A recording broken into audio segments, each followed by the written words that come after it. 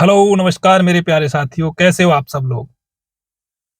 दोस्तों, आखिर हम परीक्षा में जब परीक्षा केंद्र में बैठे होते हैं, तो अक्सर भूल ही जाया करते हैं। उस समय हमारा माइंड इतना काम नहीं करता है, जितना कि करना चाहिए। और किसी भी परीक्षा को क्वालिफाई करने के लिए आपका माइंड प्रेजेंट होना बेहद ज़रूरी है। अधिकतर यही देखने को मिलता है कि जब हम परीक्षा से बाहर आते हैं, तो हमको जो क्वेश्चन अंदर परीक्षा में याद नहीं आ रहा था, वो बाहर आते ही हमको याद आ जाता है। ऐसा क्यों? ऐसा इसलिए है कि आप लोग जो पढ़ाई करते हो, वो किताब खोल के ही करते हो। कभी आपने किताब बंद करके पढ़ाई करना अपने लिए ज़रूरी नहीं समझा। उसका शायद मेरा मानना है यही एक रीज़न हो सकता है। और आप भी सोचेंगे तो आपको भी यही लगेगा कि मेरे द्वारा जो बताया जा रहा है वो सही है। अब आप लोग सोच रहे होंगे कि किताब खोल के और किताब बंद करने के पढ़ाई कैसे होती है? तो मैं उसके लिए बता दूं, किताब बंद करके पढ़ाई किसे कहते हैं।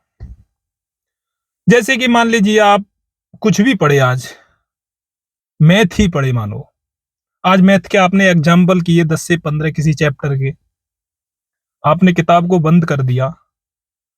उसके बाद आप कोई भी कार्य कर रहे हो या सोने जा रहे हो, आराम कर रहे हो, किताब बंद है उस समय। अगर आपने अपने माइंड में ये सोचा कि आज मैंने क्या तैयारी की, आज मैंने क्या तैयारी की, अगर आपके माइंड में ये सवाल आया, तो आप यकीन मानिए इसी को किताब बंद करके पढ़ाई कहते हैं।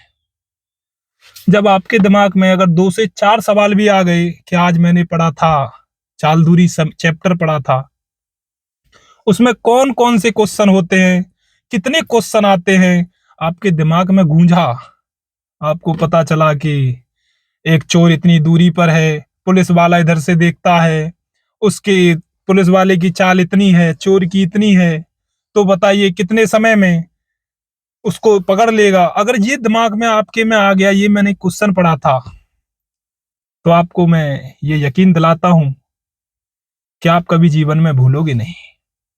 जीएस में आपने मान लीजिए आज नदी पढ़ी कि यमुना नदी कहाँ से निकलती है, यमुनोत्री, गंगा कहाँ से निकलती है, गंगोत्री।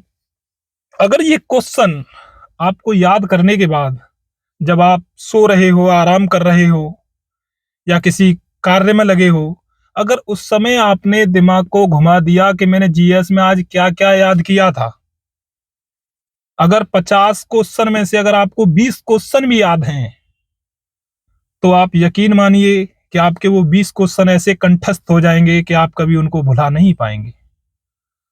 बेहद जरूरी है कि आप जो दिन में पढ़ रहे हैं, उसको एक बार सोते समय याद करना बहुत जरूरी है कि हमने आज पूरे दिन में क्या-क्या पढ़ा, कौन से चैप्टर से कितने क्वेश्चन किए, कौन-कौन से क्वेश्चन किए, आज हमने कोचिंग में क्या पढ़ा, आज हमने ऑनलाइन क्या पढ़ा। आप अपने आप से डिस्कस कीजिए किताब बंद करके, तो आपको महसूस होगा, वही आपका रिवीजन होगा। उसी को पक्का रिवीजन कहते हैं।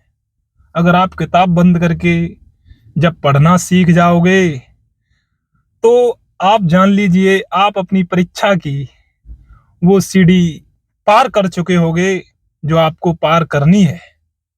इसलिए आप लोग जो भी पढ़े दिन में, आप जो भी क्लास लें, उसके बारे में एक बार सोते समय ज़रूर याद रखें कि आखिर हमने क्या पढ़ा।